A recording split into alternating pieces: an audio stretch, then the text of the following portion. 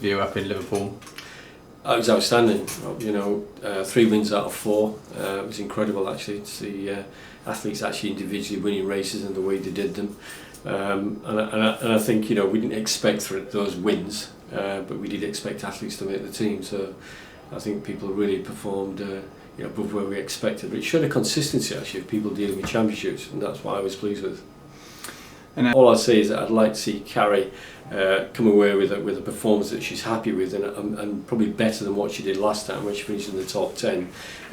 And Jake, on an individual basis, I think he's got a really good chance to challenge for a medal. I think he's at that level. I think he's a step above the rest of the team. His recent form in Burgos showed that he can actually deal with an international field, and I'm really expecting him to challenge at the front of the race. Yeah. We've got athletes, I think, that can start to figure around the top 10, top 8. I think that's where the British contingent will be at the moment. I think the Dutch team are going to be incredibly strong on Holland turf, and whether they can get a medal, I think the British team will come away with a medal. Which one I don't know, but it'd be very difficult to win that race. Charlotte will play a major role in that team, and I think she will challenge for a place at least in the top 10. That race could really suit Millie. Millie could, if the race isn't fast, or if she can stay in contention with the sort of speed she has on that surface, I think Millie could be a real outsider that could do really, really well. And so moving on, the exposure to that level of racing is a little new. He hasn't been there for a while, even though he went to the Worlds as a junior or under 23. But the fact is, at a European level now, he's going to have to manage himself in that race.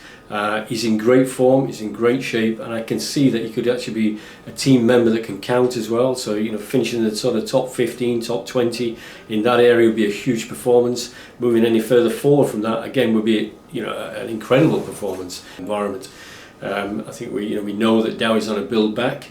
He would probably say himself he's a few races away from where he wanted to be, but he's again, when he went into that race last year, he went there with one intention, to try and get on that podium.